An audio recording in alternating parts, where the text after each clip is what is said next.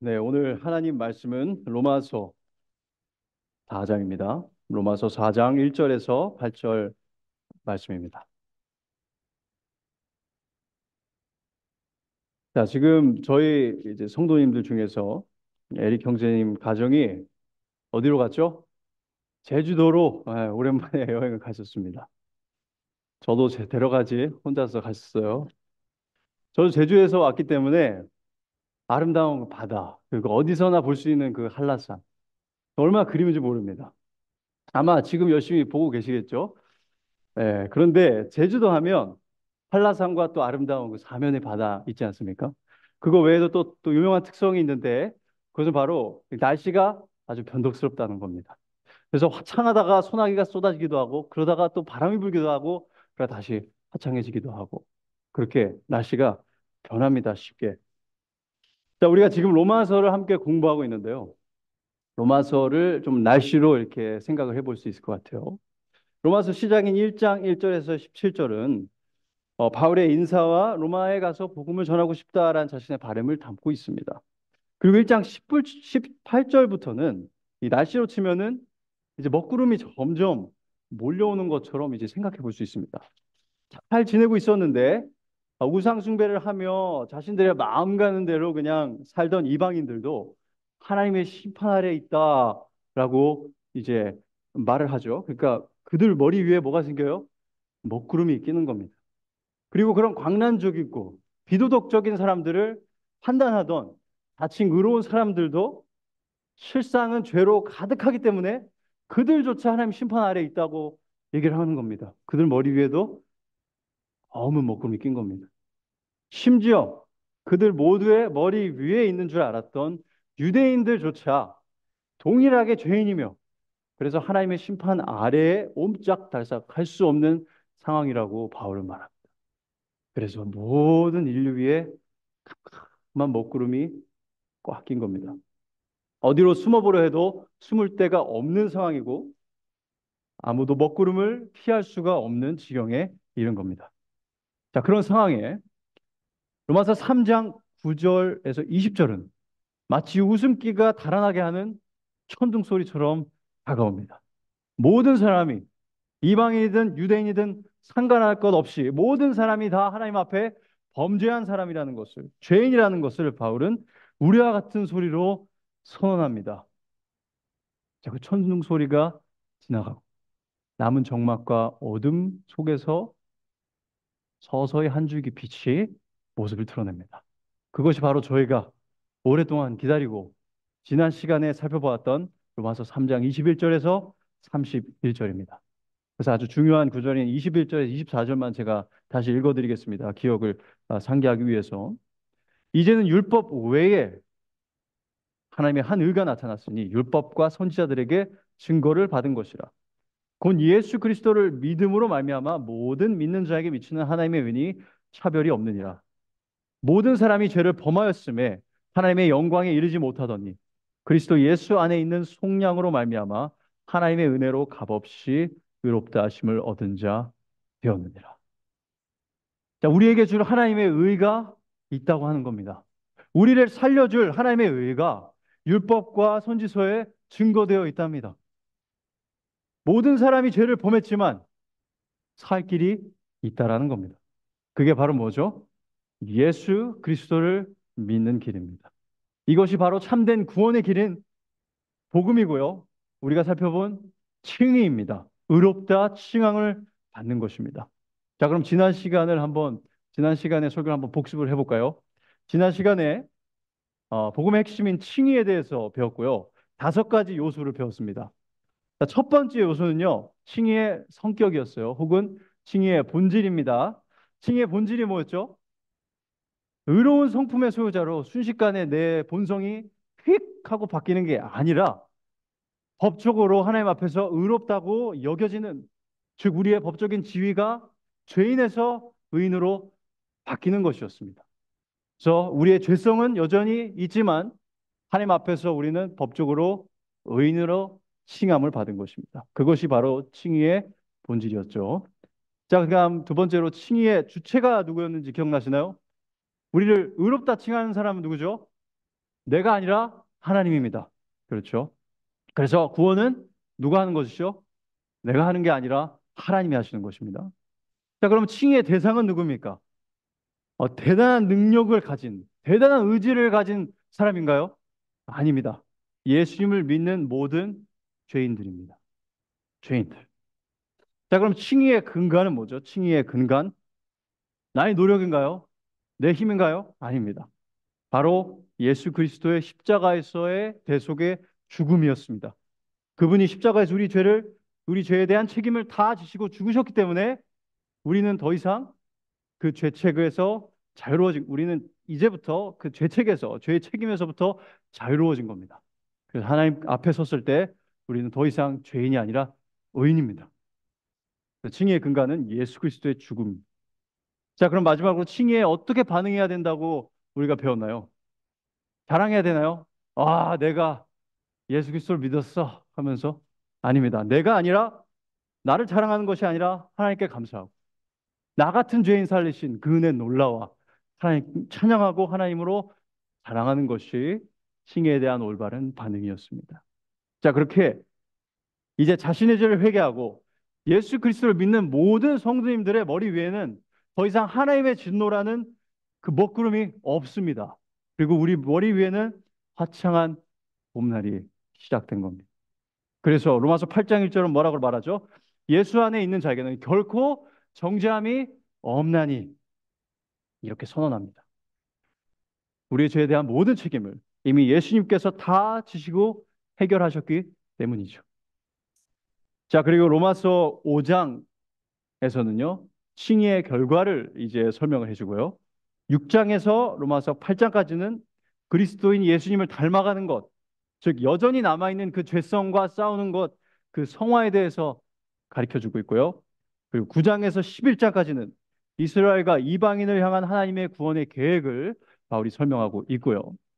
12장에서 15장까지는 이제 구원받은 성도들이 어떻게 살길 원하시는지에 대한 지침을 제공하고 16장은 바울이 인사를 하고 로마서가 끝이 납니다.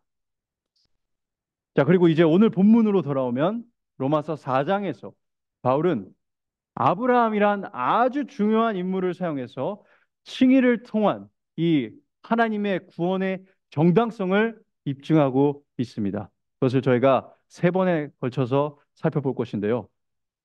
오늘은 왜 칭의여야 하나?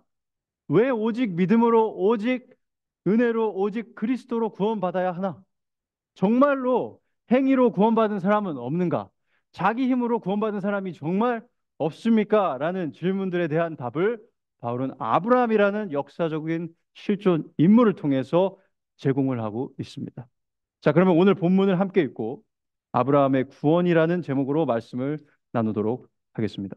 자, 오늘 본문 로마서 4장 1절에서 8절입니다. 제가 읽겠습니다. 그런즉 육신으로 우리 조상인 아브라함이 무엇을 얻었다 하리요?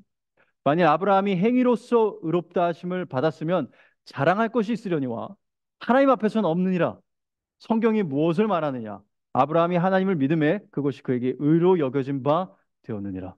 일하는 자에게는 그 삭시 은혜로 여겨지지 아니하고 보수로 여겨지거니와 이를 아니할지라도 경건하지 아니한 자를 의롭다 하신 이를 믿는 자에게는 그의 믿음을 의로 여기시나니 일한 것이 없이 하나님께 의로 여기심을 받는 사람의 복에 대하여 다윗이 말한 바 불법이 사함을 받고 죄가 가려짐을 받는 사람들은 복이 있고 주께서 그 죄를 인정하지 아니하실 사람은 복이 있도다 함과 같으니라. 자, 오늘 본문이 가르쳐주는 아주 분명하고 명백한 가르침은요, 이겁니다. 아브라함도 행위가 아니라 믿음으로 의롭다 하심을 받았다라는 주장입니다. 자, 그러면 오늘 첫 번째 포인트는요, 왜 아브라함인가? 자, 왜 아브라함을 지금 바울이 언급하는지 한번 그 이유를 좀 살펴보겠습니다. 자, 바울이 수많은 사람 중에 성경에도 많은 사람들이 있는데 왜 아브라함을 예시로 들어서 믿음을 통한 구원, 이 칭의를 입증하는지 그 이유를 저희가 한 세 가지로 생각해 볼 수 있는데요. 먼저는요, 첫 번째 이유는 아브라함은 구약의 인물이기 때문입니다. 자, 만약 바울이 신약에 나오는 베드로와 같은 사람을 예로 들었다면 유대교를 믿는 유대인들은 헛방귀도 끼지 않았겠죠. 아, 그 사람은 원래 예수쟁이잖아. 그 사람이 예수 믿고 구원받았다는 거 누가 몰라. 근데 아브라함이란 이름은 구약에 그것도 아주 옛날이죠. 과거에 나오는 인물이기 때문에 유대교를 믿는 유대인들도 귀를 쫑긋 하고 들을 수밖에 없었던 것입니다. 그래서 바울은 아브라함을 이제 언급하고 있는 것입니다. 자, 두 번째 이유는요. 아브라함은 구약의 인물일 뿐 아니라 모든 유대인들의 존경을 한 몸에 받는 유대인의 아버지였기 때문입니다. 바울은 여기 4장 1절에서 아브라함을 우리 조상, 우리 육신의 조상이라고 표현을 하고 있고요. 이것은 바울이 유대인의 독자들은요, 아무도 너희들의 조상은 아브라함이야 했을 때 반기를 듣는 사람이 없다는 것을 알았기 때문입니다. 실제로 예수님 앞에서 유대인들은요, 너희의 조상이 누구냐 했을 때 우리의 조상은 아브라함이다라고 얘기를 한 적이 많이 있었습니다. 자, 그래서 이것이 두 번째 이유입니다. 자, 세 번째는요. 아브라함은 구약의 인물이고 유대인들의 존경을 받는 사람이었을 뿐 아니라 자기의 행위로 구원을 받는다는 그 유대교의 가르침을 입증하는 가장 중요한 근거가 되는 인물이기 때문입니다. 바울은 자신이 이 칭의에 대해 믿음으로 오직 은혜로 오직 그리스도로 구원을 받는 복음을 전하면 분명 유대인들이 반발할 것을 알고 있었습니다. 그리고 실제로 엄청나게 반발을 했습니다. 그들은 바울의 말이 거짓이란 걸 입증하기 위해 행위로 구원을 받았던 사람으로 누구를 예로 들까요? 아브라함을 예로 드는 겁니다. 자, 유대인들이 얼마나 아브라함을 의로운 자로 여겼는지, 유대인들이 어떻게 아브라함을 생각했는지는 이 말라기 선지자 이후, 그리고 예수님이 탄생하기 이전에 쓰여진 이 외경들을 살펴보면 알 수 있습니다. 제가 두 가지만 예를 들어드리겠습니다. 주빌리 23장 10절에서는 이렇게 기록하고 있습니다.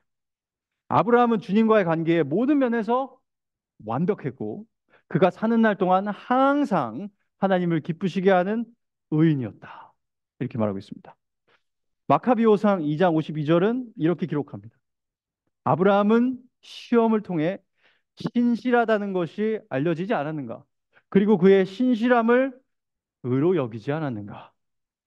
이에 더해 유대인들은 이렇게 행위를 통해서 구원을 받을 수 있다는 가르침을 전하기 위해서 성경을 오역하기도 했는데요. 크게 두 가지 제가 예시를 보여드리겠습니다. 먼저 창세기 15장 6절, 오늘 본문 3절에서 인용된 구절인데요. 창세기 15장 6절을 그들은 이렇게 바꾸었습니다. 원래는 아브라함이 하나님을 믿음에 그것이 그에게 의로 여겨진 바 되었느니라라고 되어 있는데 아브라함이 여호와에게 신실하니라고 바꿨습니다. 아브라함이 여호와를 믿으니가 아니라 아브라함이 여호와를에게 신실하니 여호와께서 이를 그의 의로 여기시고라고 바꿨습니다. 그러니까 여호와를 믿으니가 아니라 여호와에게 신실하니로 바꿨다는 것은 즉 그의 믿음이 아니라 그의 행위로 바꾼 것입니다. 그러면 자연스럽게 시선이 어디로 움직이나요? 자신을 믿는 이를 의롭다 칭하시는 하나님에서 하나님을 신실하게 따르는 땀 흘리는 아브라함에게로 시선이 이동합니다. 하나의 예가 더 있습니다. 하박국 2장 4절은 원래 이렇게 있습니다.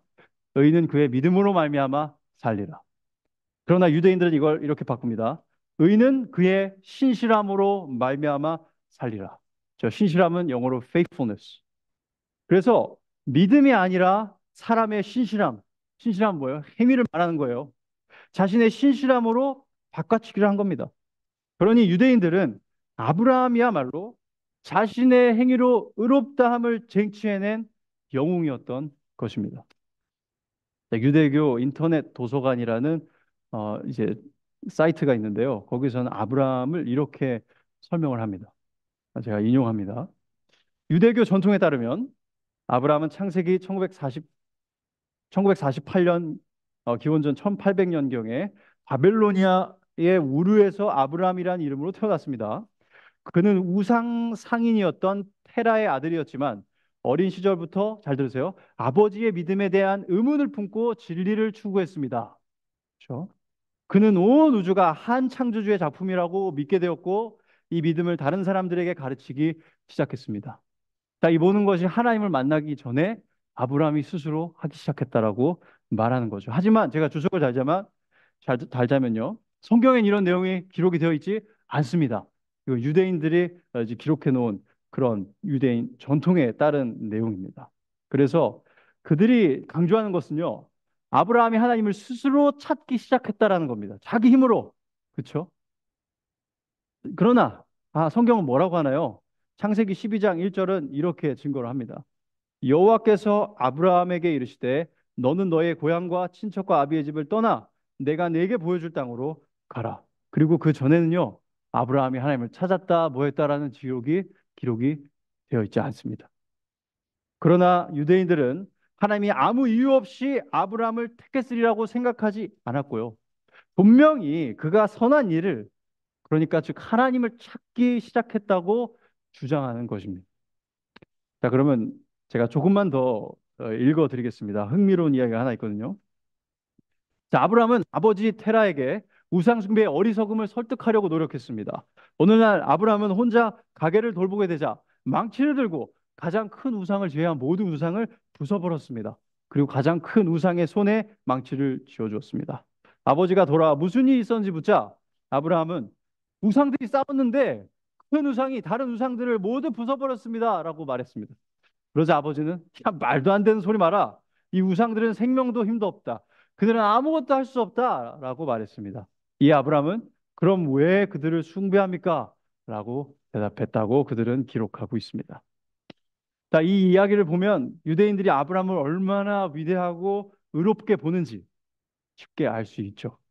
그리고 그들은 이제 창세기 12장 1절을 이렇게 해석합니다. 인용합니다. 결국 아브라함이 섬기던 참된 창조주께서 참된 창조주께서 그를 부르셔서 아브라함이 본토와 친척을 떠나면 큰 민족을 이루고 복을 주시겠다는 제안을 하셨습니다. 아브라함은 이 제안을 받아들였고 하나님과 유대 민족 사이의 언약이 성립되었습니다라고 창세기 12장 1절을 그렇게 해석을 합니다. 자, 하나님이 아브라함을 택한 것은 그가 이미 남들과 다르게 하나님께 신실했기 때문이라는 것입니다.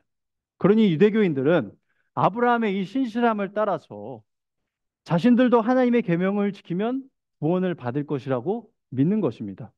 딱 봐도 지금 이 스팟라이트를 받는 사람이 누굽니까? 하나님이 아니라 하나님은 결국에 나중에 허둥지둥 와서 야, 저놈 대단하네 하고 딱 선택한 걸로 나오고 그동안 땀 흘린 사람 누구예요? 아브라함이죠. 아브라함이 스팟라이트를 받는 겁니다. 자, 그러나 이렇게 믿는 유대인들에게 바울은 아브라함을 자신의 힘과 지혜로 하나님의 계명을 지킴으로써 구원을 받은 사람의 모형이 아니라 믿음으로 값없이 의롭다함을 얻은 죄인의 모형으로 제시를 하는 것입니다. 완전히 반대가 되는 것이죠. 그래서 만약 바울의 주장처럼 아브라함이 믿음으로 값없이 은혜로 구원을 받았다면, 즉 칭의가 되었다면 그보다 더 뛰어날 수 없는 그의 후손들은 모두 동일한 방법으로 구원을 받을 수 있고 그래야만 한다는 논리가 성립이 됩니다. 즉 믿음으로만 은혜로만 아브라함의 후손들이 구원을 받을 수 있고 구원을 받아야 한다는 것이죠. 다르게 말하자면 아브라함이 자신의 행위로 구원받은 게 아니라면 그 누구도 자신의 행위로 구원을 받을 수 없다라는 논리가 성립이 됩니다. 그러니 지금 아브라함을 칭의의 구원, 하나님이 하시는 구원, 오직 은혜로, 오직 믿음으로 받는 구원의 예시로 제시하는 것은 특별히 유대인들에게는 너무나 중요한 논점인 것입니다. 이것이 사실이라면 이제 그들의 배는 거꾸로 뒤집히게 됩니다. 그리고 오직 그리스도만을 붙잡아야 살 수 있는 그런 상황이 되는 것입니다. 자, 그러면 이것이 왜 아브라함인가에 대한 답이고요. 두 번째로는 아브라함도 믿음으로 구원받았다라는 오늘 말씀의 핵심을 함께 살펴보도록 하겠습니다. 자, 로마서 4장 1절에서 2절에서는요. 바울은 유대인들을 깜짝 놀라게 할 주장을 합니다. 제가 읽어드리겠습니다. 다시. 그런즉 육신으로 우리 조상인 아브라함이 무엇을 얻었다 하리오? 만일 아브라함이 행위로서 의롭다 하심을 받았으면 자랑할 것이 있으려니와 하나님 앞에서는 없는. 와, 아브라함만큼, 그렇죠? 행위로, 그의 지혜로, 그의 노력으로 의롭다는 인정을 받고 받았다고 믿는 유대인들에게 이 얼마나 공격적인 주장입니까? 그렇죠? 네 아버지도 사실은 죄인이었어. 은혜로 구원을 받았어. 이게 얼마나 공격적이겠어요, 그들한테. 그러나 바울은 물러서지 않습니다. 바울도 유대인이잖아요. 그러니까 바울은 아브라함은 자신의 행위로 구원받은 것이 아니라고 분명하게 주장하고 있는데요. 그럼 이제 그가 어떻게 자신의 주장을 입증할까요? 사람의 전통에 기대고 있나요? 아까 유대인들이 한 것처럼? 아니죠. 아니면 자신이 논리적으로 펼쳐낸 이론에 근거하고 있나요? 아닙니다. 그는 이렇게 말합니다. 하나님 말씀에 성경이 무엇을 말하느냐. 그러니까 대신 그는 하나님의 말씀에 모든 무게를 싣고 있는 것을 볼 수 있습니다. 여러분, 하나님의 말씀은 진리이고 어떤 공격에도 무너지지 않는 요새와 같습니다. 그래서 잠언 3장 7절은 이렇게 조언합니다. 스스로 지혜롭게 여기지 말지어다. 여호와를 경외하며 악을 떠날지어다. 바울은 자신을 의지하는 게 아니라 여호와를 경외했습니다. 그래서 자신의 지혜가 아니라 하나님의 지혜인 하나님의 말씀에 의지하여서 자신의 주장이 자신이 만들어낸 똑똑한 의견이 아니라 하나님의 말씀이며 하나님의 뜻이라는 것을 주장하고 있는 것입니다. 자, 그럼 그가 어떤 말씀을 인용하는지 한번 살펴보겠습니다. 3절입니다. 성경이 무엇을 말하느냐? 아브라함이 하나님을 믿음에 그것이 그에게 의로 여겨진 바 되었느니라. 자, 여기서 바울은 창세기 15장 6절을 인용하고 있습니다. 자, 저희가 잠깐 이제 창세기로 이제 돌아갈 텐데 제가 아브라함의 그 연대기를 제공을 해드렸어요. 그걸 보시면 이제 다음 주, 다다음 주에도 그걸 갖고 계시면 좀 이해하는데 도움이 되실 것 같아서 제가 준비를 했는데. 자, 보시면 창세기 12장에서 아브라함이 처음으로 하나님의 목소리를 듣습니다. 그게 창세기 12장의 장면이에요. 자, 이때 아브라함의 나이는 75세였고 그의 아내는 65세 정도가 되었습니다. 자, 하나님이 이때 크게 세 가지를 약속해 주셨는데 첫 번째는 너에게 땅을 주겠다. 내가 약속할 땅으로 가라. 너에게 영원토록 줄 땅. 두 번째로는요. 그의 후손을 통해서 큰 민족을 이루실 것을 약속했고요. 세 번째로는 복을 주실 것을 약속을 하셨습니다. 여기서 저희가 집중할 부분은 두 번째, 그 후손에 대한 약속입니다. 왜냐하면 그것이 이 세 가지 약속 중에서 아브라함에게 개인적으로 가장 중요한 약속이었고, 우리에게는 또 신학적으로 가장 중요한 약속이기 때문입니다. 자, 그 상황을 살펴보면요. 먼저 아브라함의 아내 사라는 하나님이 부르시기 전에부터 불임이었다고 창세기 11장 30절은 증거하고 있습니다. 하나님이 나타나기도 전부터 불임이었어요. 그리고 처음 자손을 약속할 때, 그러니까 창세기 12장에서 그녀의 나이가 65세였다라는 것을 고려해 보면 이미 이때부터 그를 통해서 자손을 주실 것이라는 약속은 인간적으로 이 불가능한 일이었습니다. 자, 그런데 오늘 인용된 15장, 로마서 4장 3절에 인용된 창세기 15장의 장면은요, 사라가 그 약속을 기다리고 기다린 지 이미 몇 년이 지났죠? 10년이 지난 상태였습니다. 그녀의 나이 75세였고, 아브라함은 85세였습니다. 이런 상황에 하나님은 다시 자신의 약속을 언급하십니다. 이미 10년이나 약속을 지키지 않으셔서 아브라함은 하나님께 약간 실망을 한 것처럼 보입니다. 이 시점에 저희가 창세기 15장을 한번 보도록 하겠습니다. 약간 실망한 말투로 약간 실망한 건지 많이 실망한 건지 정확하게 알 수는 없지만 15장의 2절부터 아브라함은 이렇게 얘기를 합니다. 아브라함 이르되 주 여호와여 무엇을 내게 주시려 하나이까 나는 자식이 없사오니 나의 상속자는 이 다메섹 사람 엘리에셀이나이다. 자기 종이라는 거죠. 아브라함이 또 이르되 주께서 내게 씨를 주지 아니하셨으니 내 집에서 길린 자가 내 상속자가 될 것이니이다. 자, 하나님 약속하신 거 알겠지만 이미 다 글렀어요. 네, 그냥 이 다메섹 사람 이 종을 통해서 하나님께서 약속을 이루세요. 이렇게 얘기를 하는 거예요. 그러니까 하나님 뭐라고 대답하시죠? 4절, 5절입니다. 여호와의 말씀이 그에게 임하여 이르시되 그 사람이 네 상속자가 아니라 내 몸에서 날 자가 내 상속자가 되리라 하시고 그를 이끌고 밖으로 나가 이르시되 하늘을 우러러 무뼈를 셀 수 있나 보라. 또 그에게 이르시되 네 자손이 이와 같으리라. 이렇게 하나님은 다시 자신의 약속을 반복해서 그에게 언급을 하고 계십니다. 그리고 오늘 로마서 4장 3절에 인용된 말씀은 바로 그 다음에 나옵니다. 15장 6절입니다. 아브라함이 여호와를 믿으니 여호와께서 이를 그의 의로 여기시고. 자, 아브라함은 처음 약속한 지 10년이나 지났고 이미 살아도 임신할 수 없는 상황임에도 하나님께서 자녀를 주실 것이라는 약속을 믿었고 이를 하나님께서 의로 여기셨습니다. 자, 그리고 이제 오늘 본문으로 이제 돌아오겠습니다. 바울은 바로 이 말씀을 근거로 들어서 유대인들의 생각이 잘못되었음을 증명하고 있습니다. 아브라함은 그의 신실한 행위로, 예를 들면 유대인의 이야기처럼 아버지의 우상을 부순 것으로 그의 의가 증명된 것이 아니었습니다. 아브라함이 그의 아버지의 집을 떠나 이름 모를 곳 땅으로 간 것도 그의 신실함을 증명한다기보다는 하나님의 약속을 믿는 그의 믿음을 증명해 보여줍니다. 자, 그러면 여기서 우린 이런 질문을 하게 됩니다. 그 세 번째 포인트로 넘어가는데요. 믿음도 행위인가요? 자, 그러니까 아브라함의 믿음이 그의 가장 의로운 행위가 아닙니까? 라는 질문을 하게 되는 거죠.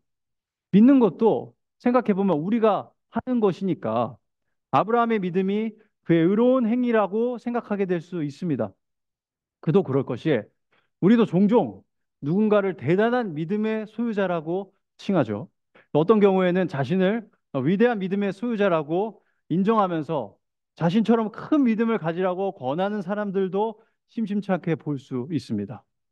이런 이야기를 듣고 있자면 믿음도 결국 내가 하는 것이니까 나의 행위가 아닌가 하는 생각을 하게 되기도 합니다. 궁금하죠? 그럼 도대체 믿음은 뭘까요? 믿음도 행위인가요? 자, 믿음을 이해하기 위해서 믿음의 네 가지 특징을 오늘 함께 살펴보도록 하겠습니다. 자, 첫 번째 믿음의 특징은요. 믿음은 행위가 아닙니다. 믿음은 행위가 아닙니다.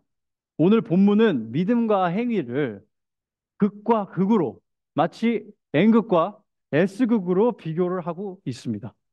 오늘 본문 4절과 5절을 함께 보겠습니다.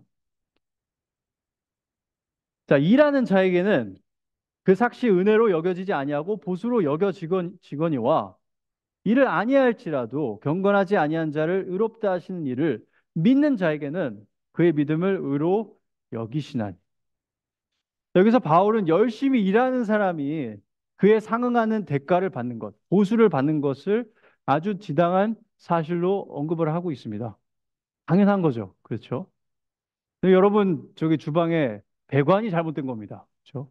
배관공을 불러서 배관공이 열심히 허리 구부리고 자기 기술을 사용해서 뚝딱뚝딱 고치면 그 사람에게 돈을 주는 것이 당연한 것이죠. 그죠? 그 사람이 받아야 되는 당연한 보수입니다. 그런데 바울은 믿음은 이런 행위가 아니라고 말하고 있습니다. 믿음은 이런 보수와는 거리가 멉니다. 믿음은 그래서 일이 아닙니다. 6절에서 바울은요, 믿음으로 의롭다 여김받은 사람을 이렇게 표현합니다. 6절에서 이렇게 표현해요. 일한 것이 없이 하나님께 의로 여기심을 받는 사람. 그러니까 믿음의 사람은 일한 것이 없는 사람입니다. 행위가 없어요.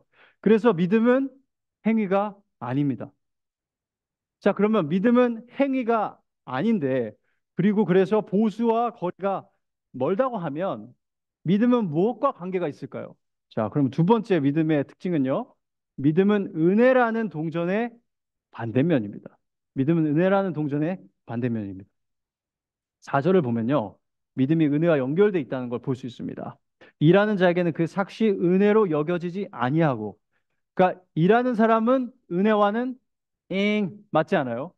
반대로 그러면 어떻게 되는 거죠? 믿는 사람은 은혜와 맞습니다. 딩동댕 함께 가는 겁니다. 그래서 구원이 은혜로 이루어지기 위해서 구원은 꼭 행위가 아니라 믿음으로만 받을 수 있습니다. 그러니 행위와 보수가 행위와 돈을 받는 거, 대가를 받는 것이 한 동전의 양면과 같다면 믿음과 은혜도 한 동전의 양면과 같습니다. 자, 그게 두 번째 믿음의 특징이고요. 세 번째 믿음의 특징은요. 믿음은 하나님을 드러내 보이는 그릇입니다. 믿음은 하나님을 드러내 보이는 그릇입니다. 자, 행위로 우리가 아까 배관공 얘기를 했는데 배관공이 열심히 해서 돈을 받은 거면 그 이야기에서 누가 지금 조명을 받습니까? 배관공이 조명을 받죠. 당연한 겁니다. 일을 하게 되면 일을 한 사람, 뭐 어떤 일이든 척척 해내는 이 대단한 사람에게 시선이 집중되고 그가 자연스럽게 올라가고 그를 자랑하게 되어 있습니다. 믿음과 은혜는 그럼 누구에게 시선을 집중시키나요? 은혜는 자연스럽게 은혜를 베푼 사람에게 시선이 집중되게 합니다. 그렇죠? 아무것도 하나님께 드릴 것이 없는 사람을 위해서 십자가에서 대신 죽으시고 부활하신 예수 그리스도와 죄인을 의롭다 칭하시는 하나님에게 시선이 집중되는 것입니다. 그래서 자연스럽게 하나님을 자랑하게 되는 것이 바로 믿음입니다. 자, 화재 사건이 났습니다. 지금 이곳에 불이 났다고 생각해 봅시다. 모든 곳이 연기로 가득 찼습니다. 나가야 되는데 입구에 불이 가득 차버렸어요. 자, 이 상황에 뒤쪽에 입구가 있다는 것을 알고 있는 제가 혼자 살겠다고 밖으로 뛰어나갑니다. 자, 그래서 저 빼고 다 이제 죽을 지경에 이르렀는데 이때 갑자기 위험을 무릅쓰고 저희 필릭스가 아니면 조슈아 형제님께서 사람들을 구하기 시작한 겁니다. 자, 그렇게 다 구하고 나서 뉴스 이제 리포터들이 막 달려왔어요. 그래서 그 화재 현장에 살아남은 사람들, 여러분들이 이제 인터뷰를 하기 시작하는 겁니다. 자, 어떻게 불 속에서 살아나올 수 있었습니까? 이런 놀라운 구원의 사건이 어떻게 이루어진 건지 말해주세요 하니까 여러분 중에서 한 명이 다 이렇게 대답을 하는 겁니다. 불이 활활 치솟고 있었고 연기로 한 치 앞도 보이지 않았습니다. 그러나 저는 저에게 손을 내민 조슈아 형제님을 바라보았습니다. 저는 그의 손을 온 힘을 다해 잡았습니다. 제가 그에게 조금만 더 기대지 않았더라면, 제가 조금만 늦게 그의 손을 잡았더라면, 제가 그에게 좀 더 빨리 날아가지 않았더라면, 저는 구원을 받을 수 없었을 겁니다. 자, 이 이야기가 어떻습니까? 자, 이 이야기를, 그 인터뷰를 듣고 난 조슈아 형제님이 어떻게 할까요? 그러진 않으시겠지만, 여러분을 다시 불 속으로 던질 수도 있습니다. 왜요? 아니, 지금 구원을 받은 사람이 뭐 자기 힘으로 뭐 자랑할 게 뭐가 있습니까? 그렇죠? 뭐 자기가 얼마나 열심히 기대했는지 그게 뭐가 중요해요. 그렇죠? 구한 사람이 그 사람을 자랑하는 게 구원받은 사람의 당연한 이치인 것입니다. 자, 이것이 바로 믿음을 자신의 행위로 여기는 사람의 모습입니다. 내가 너무 잘 기댔어. 내가 너무 열심히 세게 그걸 붙잡았기 때문에 구원받은 거야.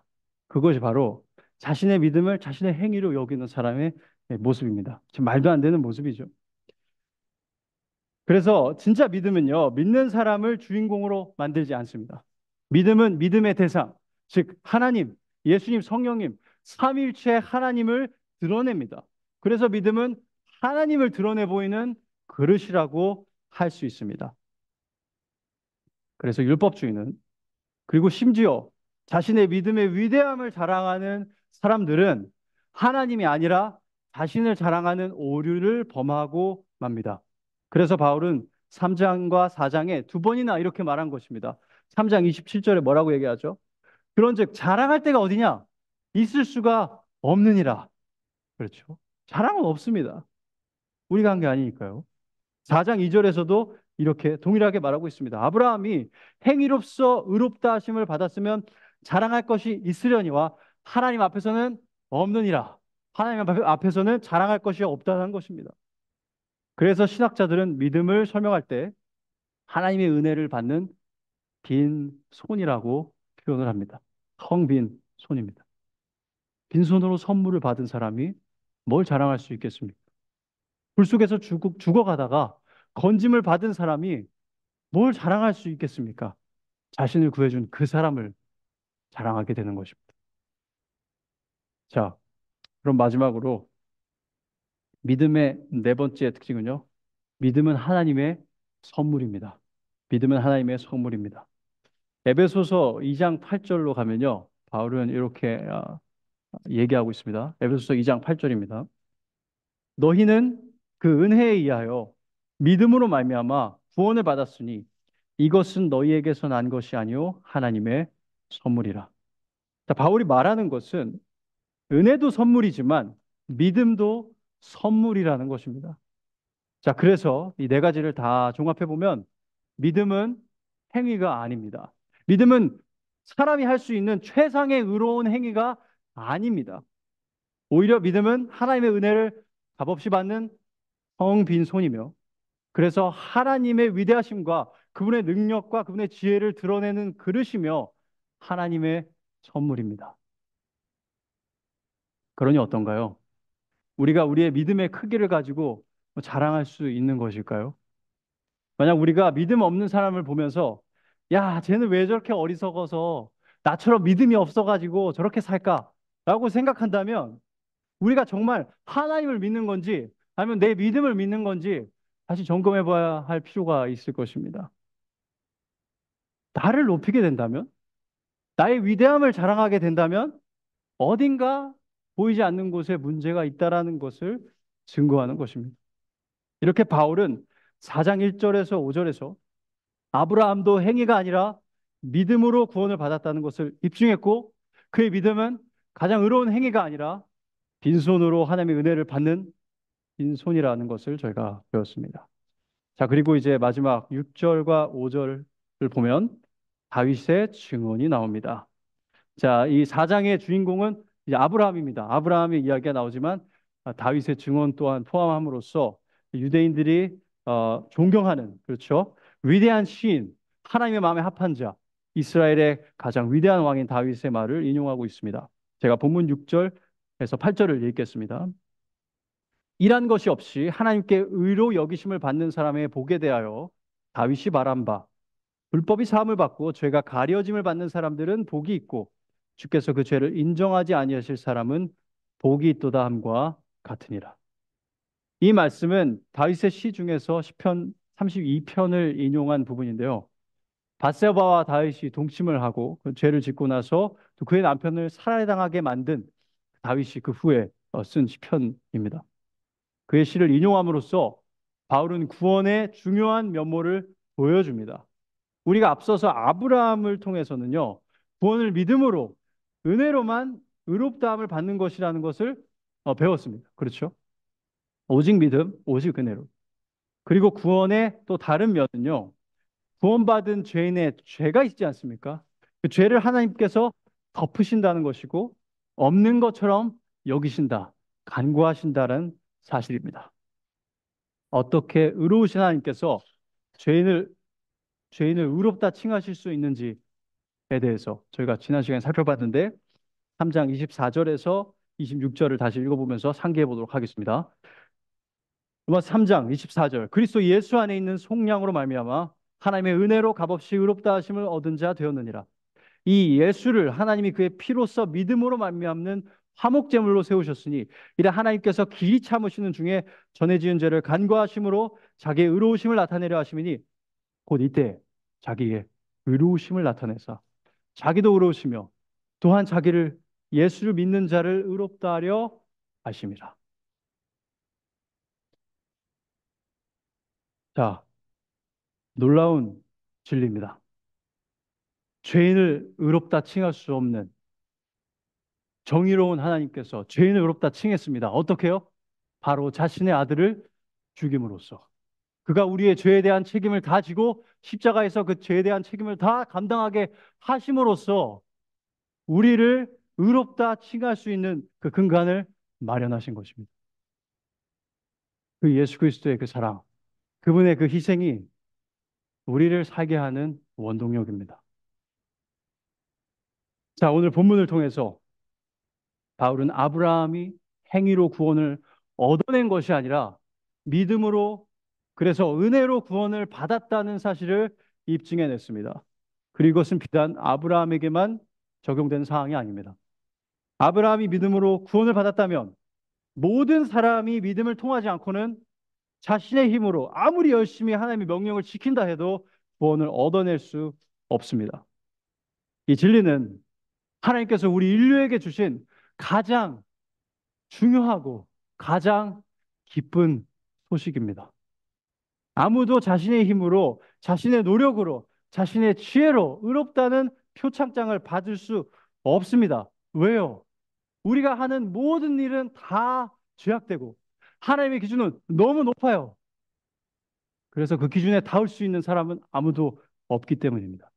로마서 3장 23절 24절은 분명히 선포하죠. 모든 사람이 죄를 범하였음에 하나님의 영광에 이르지 못하더니 그리스도 예수 안에 있는 속량으로 말미암아 하나님의 은혜로 값 없이 의롭다 하심을 얻은 자 되었느니라. 그러니 여러분 이제 스스로 의지하지 마시고 내 주먹을 차라리 믿겠다 하지 마시고 값없이 의롭다 하시는 하나님을 믿으시고 그분으로만 자랑하는 참된 구원받은 하나님의 자녀가 되시기를 간곡히 부탁드립니다. 구원받기 위해 필요한 조건은 하나입니다. 내가 하나님 앞에 범죄자이며 죄인이며 경건하지 않은 자라는 사실을 인정하는 것입니다. 그리고 빈손으로 여러분의 죄를 대신 지시고 비참한 모습으로 십자가에서 물과 피를 흘리신 예수 그리스도를 붙잡는 것입니다. 그럼 예수님이 여러분을 죄의 책임에서 자유롭게 해주실 것입니다. 그리고 후에는 죄의 존재로부터 자유롭게 해주실 것입니다. 더 이상 우리의 죄성도 없고 완벽한 모습으로 하나님과 영원히 살게 될 것입니다. 왜냐하면 여러분을 향한 하나님의 거룩한 진노가 십자가에서 이미 다 부어져서 소멸되었기 때문입니다. 그분의 피 묻은 그 손을 봐봐야만 우리가 살 수 있습니다. 기도하겠습니다. 하나님 감사합니다. 아브라함도 정말 의로운 사람으로 칭함받는 아브라함조차도 죄인이며 그러나 그도 예수 하나님을 믿음으로 하나님께서 자신의 자손을 통해서 인류를 구원할 것을 믿음으로 그가 의롭다함을 받았다는 것을 저희가 배웠습니다. 하나님, 저희는 아브라함보다 뛰어나지 않습니다. 저희의 손도, 저희의 발도, 저희의 생각도, 저희의 마음도 다 거짓되고 죄로 가득 차 있어서 절대로, 절대로 하나님의 기준에 미칠 수가 없습니다. 그러나 오직 예수 그리스도를 믿는 믿음으로 저희가 구원을 받을 수 있다는 것을 가르쳐 주셔서 감사합니다. 돌아온 탕자를 향해서 다시 신발을 벗고 달려갔던 아버지를 생각해 봅니다. 탕자가 아버지께 드릴 게 없었습니다. 그래서 차라리 종으로라도 아버지와 함께 하고 싶다고 그렇게 애원하는 탕자에게 그의 손에 가락지를 끼워주고 발에 신을 시키고 옷을 입히고 파티를 열어주었던 그 아버지. 잘하였다. 그 아들을 받아주셨던 그 아버지. 그 모습이 바로 하나님의 모습이고 그 탕자의 모습이 우리의 모습이라는 것을 생각해 봅니다. 하나님 감사합니다. 저를 구원해 주실 이유, 저희를 구원해 주실 이유 없었지만 은혜로 값없이 저희를 구원해 주셔서 감사합니다. 영원토록 하나님을 찬양하고 예수 그리스도의 그 공로를 의지하여서 저희가 살아갈 수 있도록 도와주시옵소서. 예수 그리스도의 이름으로 기도드렸습니다. 아멘.